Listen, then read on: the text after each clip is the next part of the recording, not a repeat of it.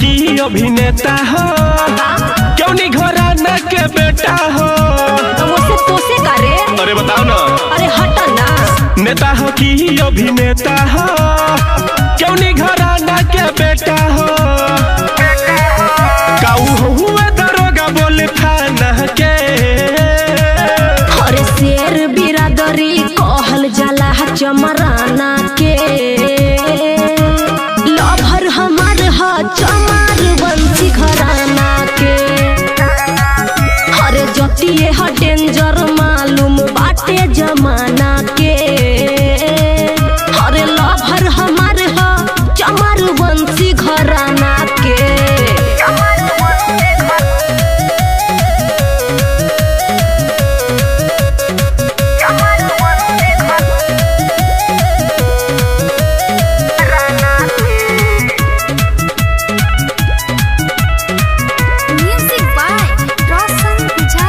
ढेर मत रोबे झारू तू पाके भर चमारे। तोरा जैसन मरद ओकरा पीछे घूमे हजार। बात समझ में आ गई। अरे चल ढेर मत रोबे झारू तू पाके भर चमारे।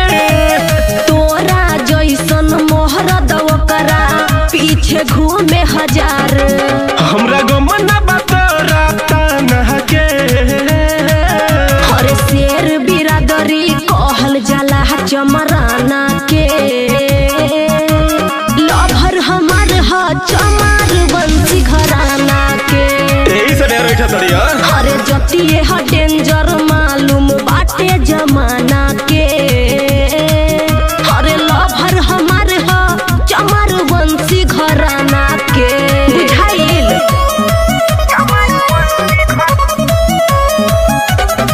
Presented by Agnihotri Production. Music by Roshan Ujala. लाखों बड़े फने ऐसन बाटे हमारी अंदाजे।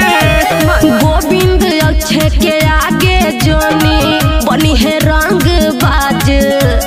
बुझले। अरे जाओ लाखों बड़े फने ऐसन बाटे हमारी अंदाजे। अरे पंकज विजय के आगे जोनी बनी है